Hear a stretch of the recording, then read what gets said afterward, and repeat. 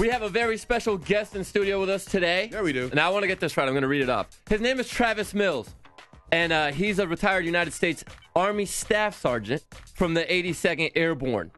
Right? Absolutely. Did I get it right, Travis? Absolutely. Say hi to Travis, everybody. Travis Mills. Oh, thank you. Thank you. Good morning. Good morning. Thanks for having me. Sergeant Mills. Do we call you Staff Sergeant or just Sergeant? Oh, I go by Travis now. I'm retired. Oh, Yeah, So he retired. I'm just Travis. No need to worry about me snapping out or anything like a drill sergeant. That's not my lane anymore. okay. You're here to talk about your foundation, the Travis Mills Foundation. Absolutely. Here to talk about the foundation, things that are going on, why it started, how it started, what I've been up to, and just kind of how everything got rolling. Let's talk about the movie. It's called Travis, A Soldier's Story. Absolutely. And that's where we all got to know you, because Kelly watched the whole thing. I watched most of it because my internet sucks. But I watched most of it. And, man, your story is incredible. You were in Afghanistan. On my third tour of duty in 2012, I went over in February, and in April, on the 10th of 2012, I got hit by an IED. I happened to step on it, put my bag on it, and it immediately ripped off my right arm and right leg. They never found those. It disintegrated. And then left leg was torn up real bad, a couple pieces of tendons holding it on. They had to duct tape it to my thigh. And then severed artery in my right arm, and my left hand was still there. I actually radioed my LT to let them know what happened. How much recollection do you have of that moment? I was awake the whole time. You were awake? Yeah. So Did it's you like feel anything, or is your body in shock? Adrenaline was pumping. I don't think I was shocked. I mean, I was more like, oh, man. That's upsetting. I guess shock setting. I didn't really feel anything. The only thing I did feel was when they had to put a sternum IV right in, and when they press that needle, it's a huge needle, it goes right through your sternum. I told my doc, I was like, that hurts, doc. What are you doing?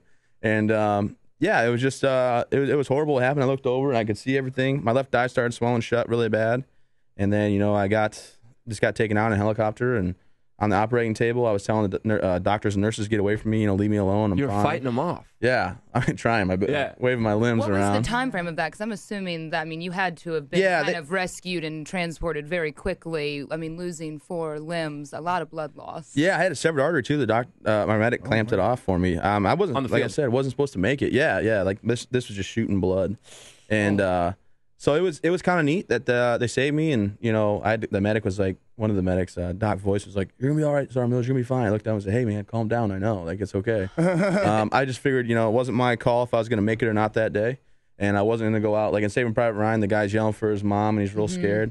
Like, love my mom, but I was not gonna go out like that in front of my guys. I was a guy that was pretty hard charging. When a firefight came up, I was pretty jacked about it, and Right. and things like that. I got some awards for different things in action, so I wasn't gonna go out yelling for my mom being scared. Well, Travis, you took the brunt of that explosion because you had your boys out there with you, and a couple of them got hit as well. But you took most of the force to where it basically saved them. Yeah, well, it was a little ridiculous because we had a minesweeper, like everything, did all the tactics, went over it once, come back, went over it twice, Missed one, and nothing went. Well, there was 13 in a row. There was 13 or 6 daisy chain, which means they're all linked together. It's supposed to call a squad killer.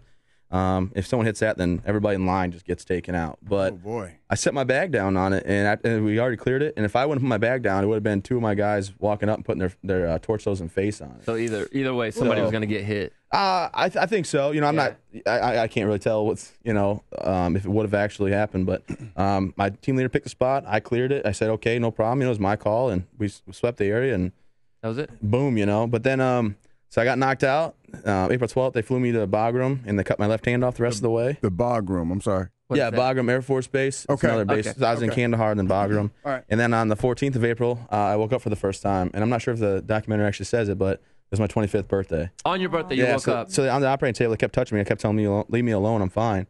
And they said, Sergeant Mills, you got to go to sleep now. And then that's when I said, like, my baby girl, I just want to hold her again.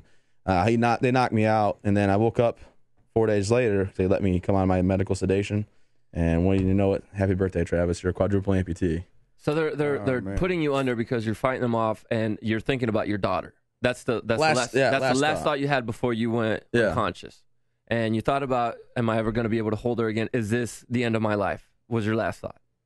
I don't know if it was just like seeing my kid again and being able to be like the dad I want to be and things like that. I think I wasn't really scared to death. It was just more like, leaving them behind and Well, the thing I noticed kind of by themselves. You had such a positive attitude during your rehab and stuff, but you did go through a period of darkness where your wife said you wouldn't even speak to her on the phone, and she gave you space until you were ready to make that phone call. Did it just take you some time to wrap your brain around the fact this is my life now?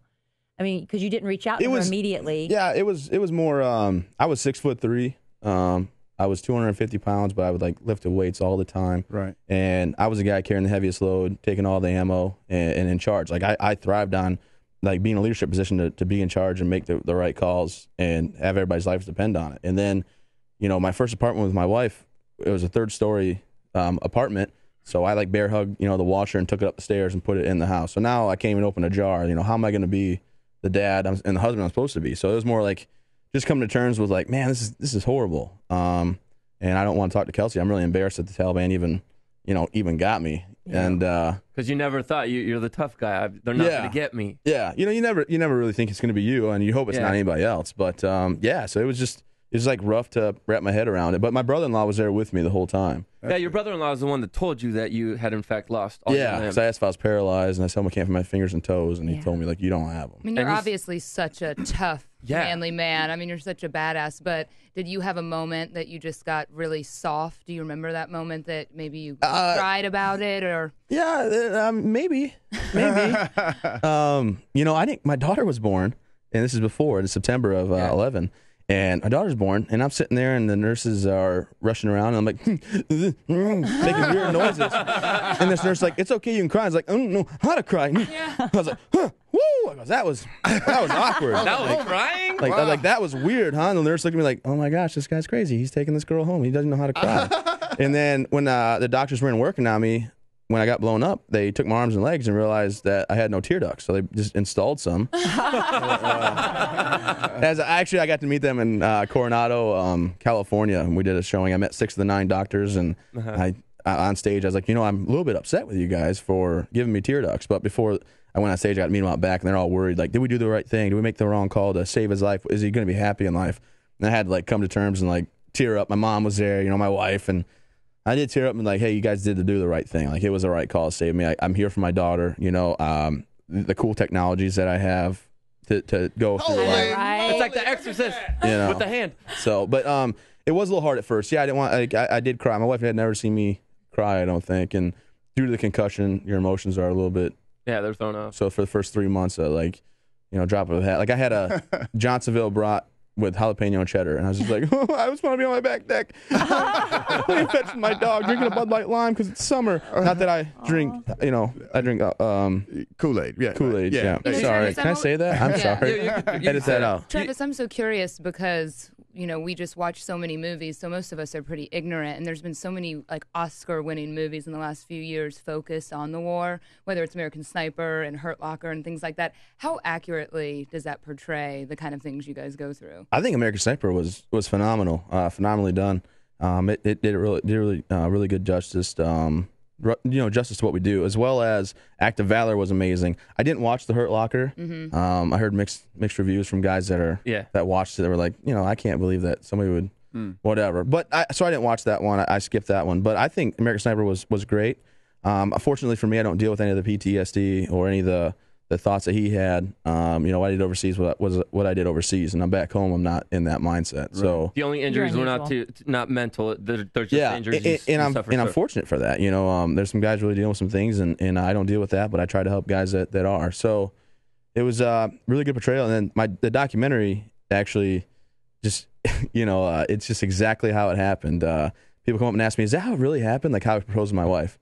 And I'm like, that's literally a seat she was sitting in. That's a hat that we used in real life, and that's how it worked, So that's obviously not to self promote, but that's all for sale right now on TravisMills.org. If anybody's curious about it. We are talking with Travis Mills, and he's got his documentary out, Travis: A Soldier's Story, and your life story is so incredible. We need 2 breaks. So we're gonna take a break, and we're gonna come back, and we're gonna keep talking to you, Travis, about your life and what you're going through now and what you went in the past. Is that cool? Absolutely. Yeah, thank you. If you guys will have me. Yeah. All right. We'll be back with Travis. All right.